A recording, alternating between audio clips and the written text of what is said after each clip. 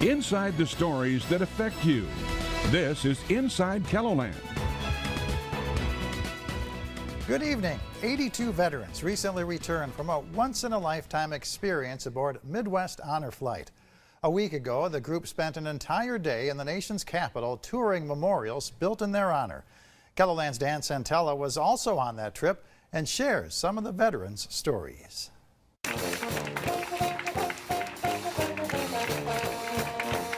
That's Marvin Anderson of Dakota City, Nebraska, deplaning at Ronald Reagan National Airport just across the river from Washington, D.C. They brought me out first because I'm a little bit of age. I thought it was a fantastic reception. Later in the day at the U.S. Navy Memorial in downtown Washington, the Army veteran and two-time Purple Heart recipient who served in World War II, the Korean War, and the Vietnam War explained just how of age he is. 98 and tomorrow, 1/2. The first stop after this reception at Reagan National Airport was Arlington National Cemetery and the Tomb of the Unknown Soldier. My heart is pumping. It brings a feeling that I don't think you could get anywhere else. As you can see, I'm quivering. What an honor. Excuse me. It's hard to believe till you see it. Next came the Air Force Memorial. 89-year-old Air Force veteran Herman Lear had never been to the memorial built in his honor. It'll probably be the last time I get to do something like this, but I'm real grateful for the Lord. The rest of the day brought stops at the World War II Memorial, Vietnam Veterans Memorial, Korean War Memorial, and Marine Corps Memorial. If there was one word to describe the day, it might be gratitude. From, for, and to the veterans. I'm real grateful for this trip. Well, it makes me pretty proud. How could you be anything but proud about it? And proud to meet all these guys. I've talked to a lot of them. That's great. Probably one of the greatest things I ever did. I'm so excited. I have a chill, and it's hot. I can't believe it. It's awesome. Now, 4 brothers were also on Mission 4 of Honor Flight. Their story when Inside KELOLAND returns.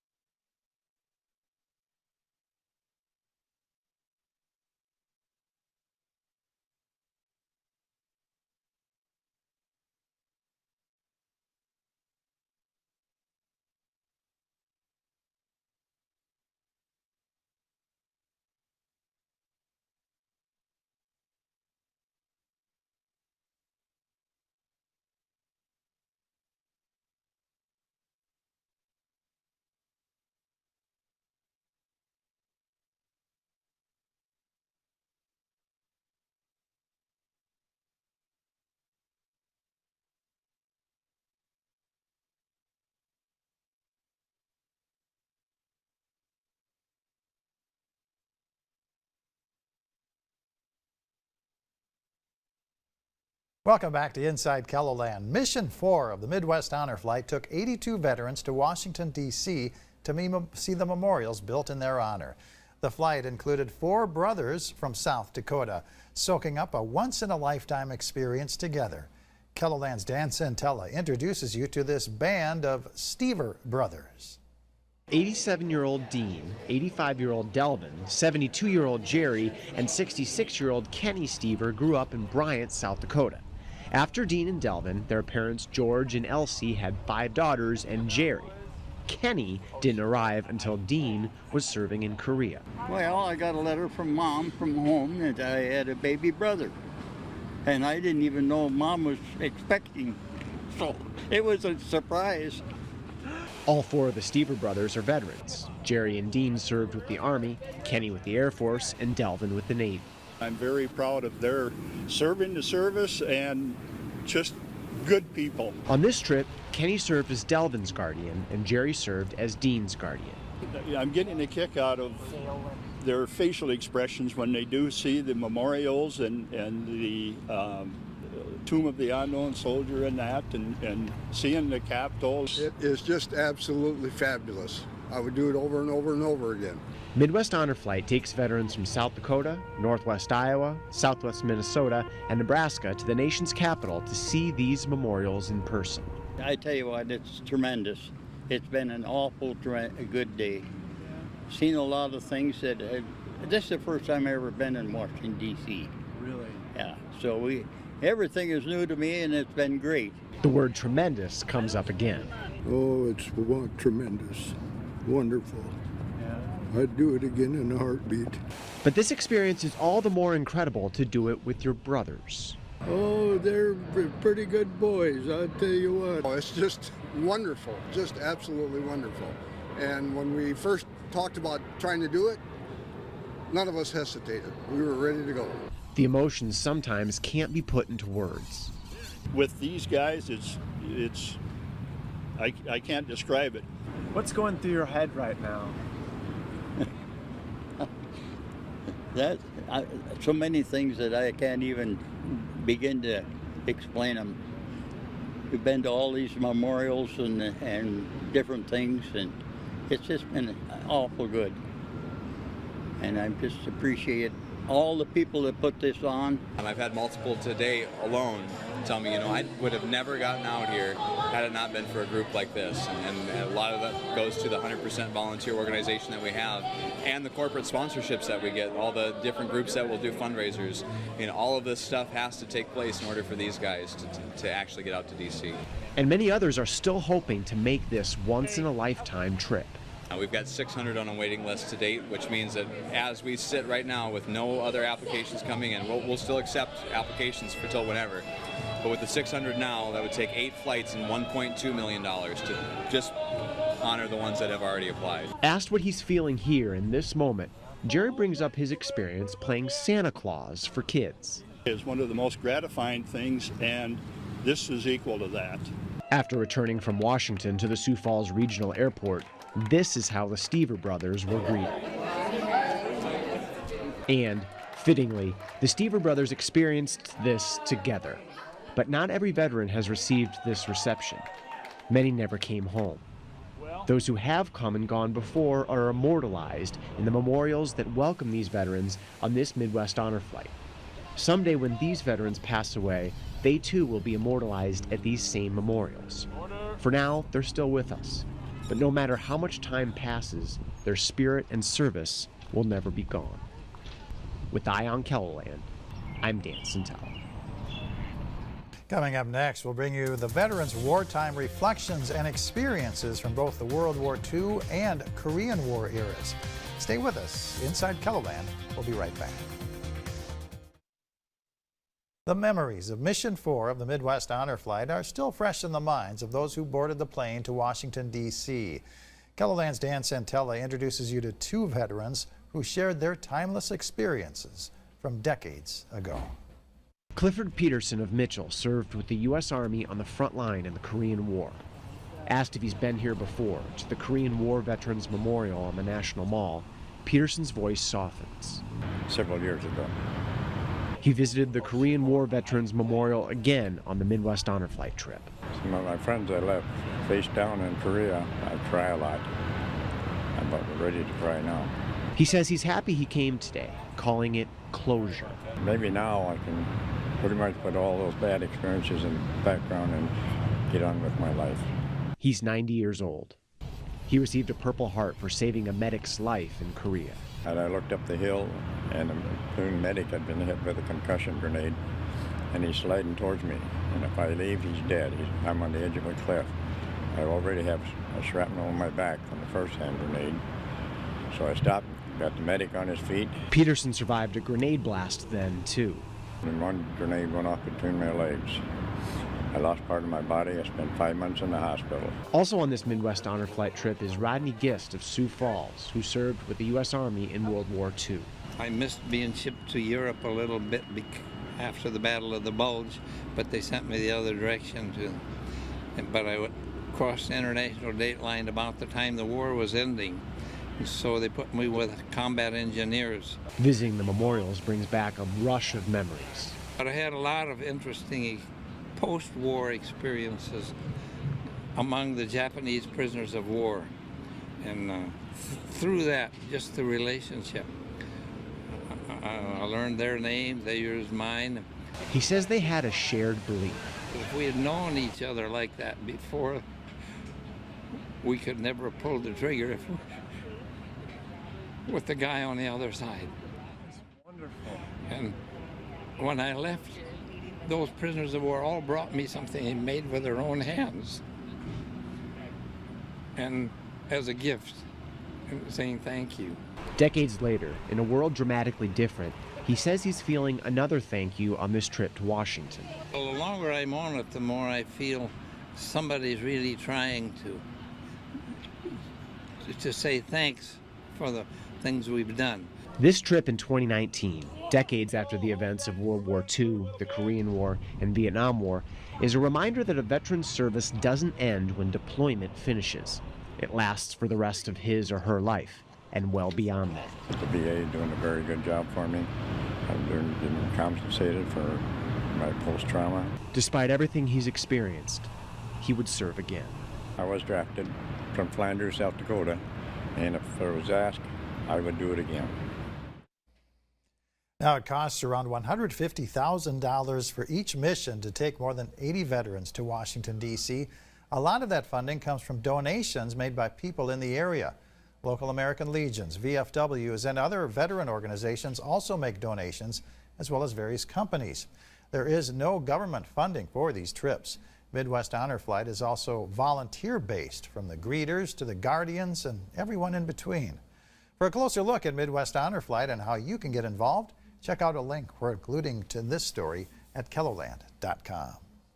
Well, rain is usually a good thing for farmers unless there's too much, too frequently. We give you a glimpse of what some area farmers and ranchers are up against when Inside KELOLAND returns.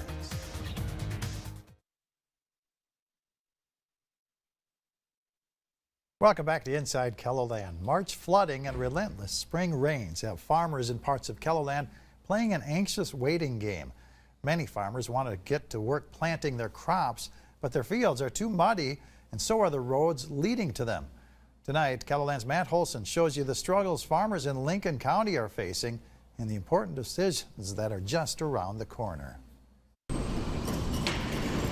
Harold Timmerman's farm equipment is still collecting dust in his shed on the north end of Lenox. It's the wettest I've ever seen, and I've lived in this area all of my life, and I've never seen roads like we have them now. I've never seen fields this wet for this long. Timmerman, who you may also know as the Lincoln County Emergency Manager, uses his vacation time every year to farm 500 to 600 acres in these parts. We're over an inch. As he checks his rain gauge, he wonders when he'll be taking time off to start the planting process. It's just taken a long time to get rid of all this moisture, and we keep getting more and more. The longer farmers wait, the more intense the decisions they have to make. I would need a week or two of 70 degrees before I can even begin to think about planting. And once you get past the 15th of May, your crop insurance starts losing 1% a day. So you're sacrificing there, and if you don't plant at all, you get some help from your crop insurance, but then your average yield for each year is going to suffer. So it's a little bit of a conundrum as to what you want to do. Northwest of Lenox, Dave and Jelaine Strautmeyer have been tending to this land since 1988. I love to watch crops grow. I love to watch the cattle. It's the temperament, learning their dispositions and working with them, and the harvest is always over the top great. This year, however, everything is up in the air because of what keeps falling to the ground. This is a look at recent flooding on their property. Right after that March flood, when the water went over our driveway, and then doing that, it washed out the dirt over top of the culverts.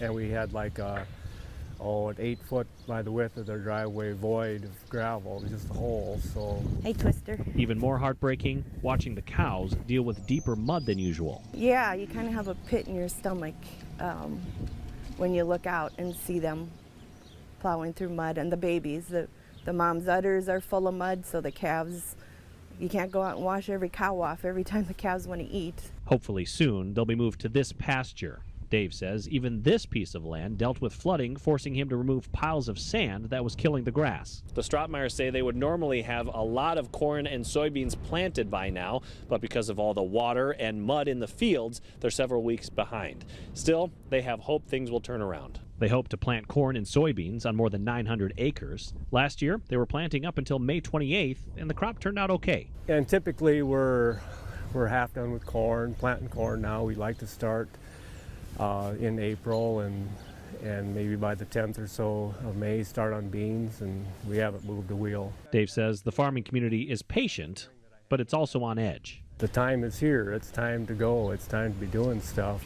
But at this time, many farmers are stuck. Patience is a virtue, but it's a hard thing to learn and a harder thing to practice. A part of the problem, Timmerman says Lincoln County has around $1.8 million worth of damaged roads. If they try taking heavy equipment down these roads now, it's going to sink in some of the roads, so they can't get to the field. And once you get there now, you can't go anywhere anyhow. Plan A for many farmers is out the tractor window, and many families are way down the alphabet when it comes to strategy. It's not looking like a good farming year right now, and you're getting to the point where as to how much do you want to invest in crop inputs for maybe not getting much out of it in the fall, especially with the prices the way they are. Even with all the headaches, there's a passion for the job that doesn't go away. Some days, yeah, but no, generally we love it out here. We'll get something planted, I'm sure.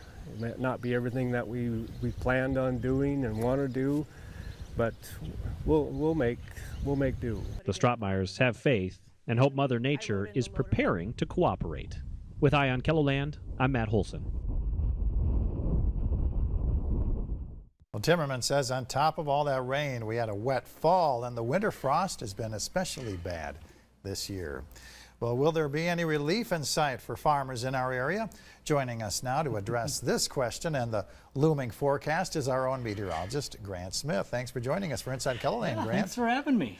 Well, we just saw the plight that so many farmers in Lincoln County are facing, but they're certainly not alone. This is a very widespread situation we're dealing with. Yes, this is a very widespread issue with lots of rain around the area. In fact, I looked up some stats, and if you look back to just the water year, which goes from October to October, the amount of rain and moisture that has fallen is about 150 to 200% is about a rough average for the entire area. Some areas, there's isolated spots where they could get up to 300% of moisture. The areas that see the least amount of moisture that are actually closest to normal would be around the Chamberlain-Owacoma area and the northern Black Hills. Those are the areas that are about at 100% of normal, give or take about 10%. And if you look at from about January to now, it's the same story. I mean, about 150 to 200% of normal of moisture has fallen. So it's certainly a lot of moisture in South Dakota. And that's just, what's on the ground, what fell. I mean, there was a lot of moisture still on the ground that hasn't gone anywhere. So. Yeah, and we had a wet weekend this past weekend, and is there going to be any kind of relief in sight? We got more rain in the forecast, too, for this coming week. Right? Yes, even in the short term this week, we got more rain on the way, middle of the week, and that could bring some more significant rainfall, which is not what we need right now. And even Scott Munn's forecast during the Spring Doppler special, he mentioned how it's going to be much of the same, just continuing chances for rain in the area, not a lot of dry spells, and so it's not a lot of relief. What can we say, what do we know about the cause of this? What is this just a bad confluence of all kinds of weather? Yeah, just a lot of little things coming into factor. We got troughs that just dig out the west coast, and just the averaged upper level pattern just kind of stays with this trough over the west coast. And you got a high pressure over the Gulf of Mexico. So any surface lows that form travel right through the center of the U.S., which puts us on the side of lots of rain. Yeah. Well, have farmers been, what are farmers telling you as far as the situation at their places? Well, the farmers at church certainly tell me to turn off the faucet. That's right. And things tell like them that's not your department. That is not my department. But you just they're just every week it's just kind of the same thing, and they're certainly feeling the effects of it.